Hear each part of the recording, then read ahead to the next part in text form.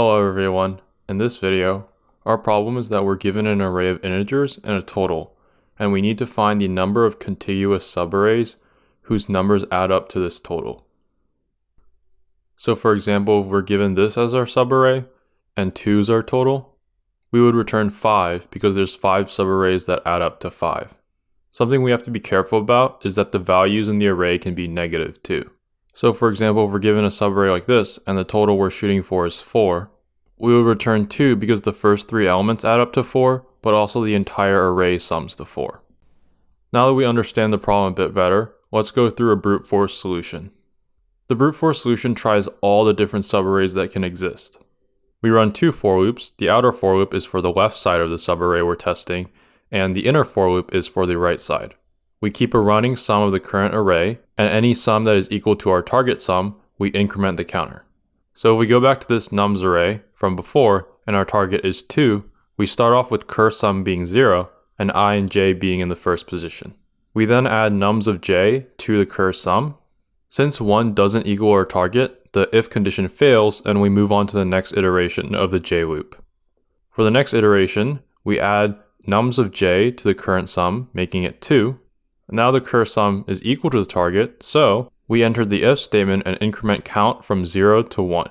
Hopefully you get the gist of the solution. It's fairly straightforward, so in the interest of time, I'm not going to go through every single iteration.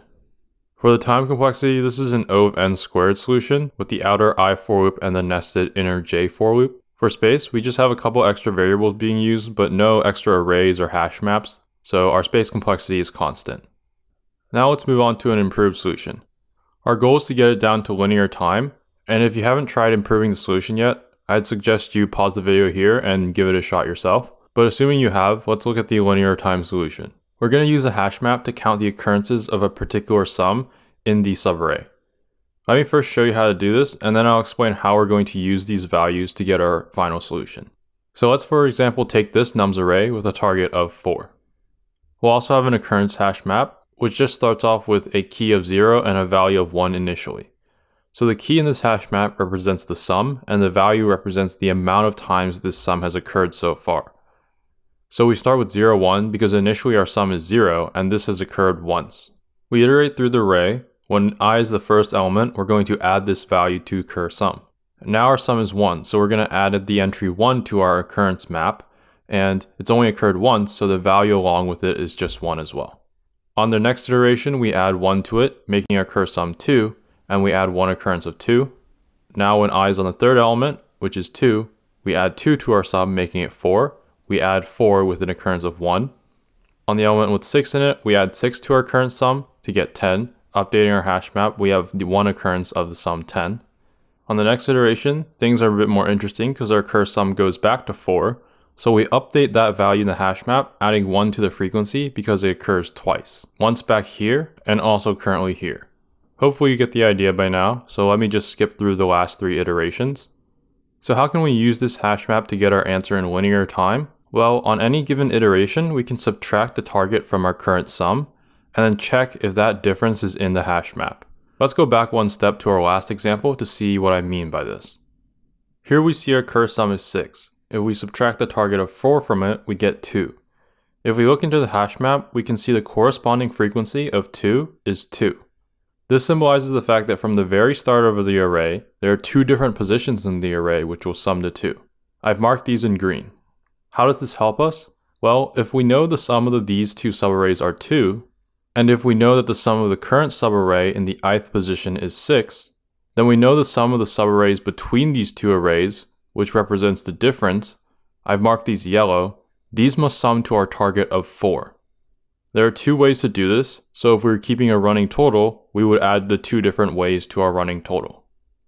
Now the trick is to not just find this value at the very last position, but rather to keep track of this at every single position in our array and total up this final number. Let's go through the code now. We have our occurrence hash map, which just starts with a frequency of 1 for the sum 0. We have our counter, which represents the final answer of how many subarrays equal our target. And of course we have the current sum, which is the sum of the subarray for any given iteration. Now for each iteration, we update our current sum with the value in the array, and then we update the occurrence hash map for that particular sum by either updating the frequency by 1 if that sum already exists, or adding a new entry starting at 1 if it doesn't exist. And finally, we update our counter by adding whatever the frequency is in the hash map for the value of the current sum minus the target. Let's go through this example one more time, but with the code this time. We start off with the current sum being 0 and our counter being 0. For our first iteration, our current sum is 1. We subtract off the target to get -3. -3 isn't in our occurrence hash map, so we skip over the first if condition. For the second if condition, we jump to the else clause and add 1, 1 as an entry into our hash map. For the next iteration, our current sum is 2. We subtract off our target getting -2. -2 is not in our hash map, so we don't add anything to our counter. Finally, we enter the else block and enter 2 with a frequency of 1 into our hash map. For the third iteration, the current sum is 4. We subtract off the target to get 0. Now this time 0 is in our hash map with a frequency of 1, so we go ahead and update the counter by 1. This symbolizes us accounting for the subarray I've marked green, which sums to our target of 4. In the second if block, we enter the else case and add a new entry into our hash map, 4 with a frequency of 1. Now the current sum is 10. We subtract off our target of 4, which leaves us with 6. 6 is not in our hash map, so we don't need to update the counter for this iteration. We do add a new entry though, 10 with a frequency of 1. Now the current sum is 4 again. We subtract off the target of 4, which leaves us with 0. We find that 0 has a frequency of 1 in our hash map, so we add 1 to the counter.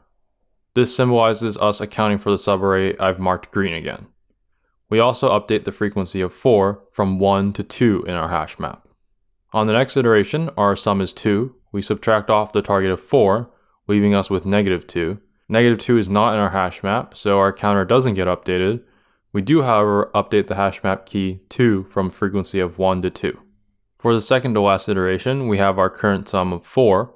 Subtracting our target of 4 leaves us with 0, which is in our hash map. We update our counter by this amount, symbolizing us accounting for the subarray I've marked in green. We also update the frequency of 4 from 2 to 3. Finally, on our last iteration, we have the current sum of 6. Subtracting the target gives us 2, which is in the hash map.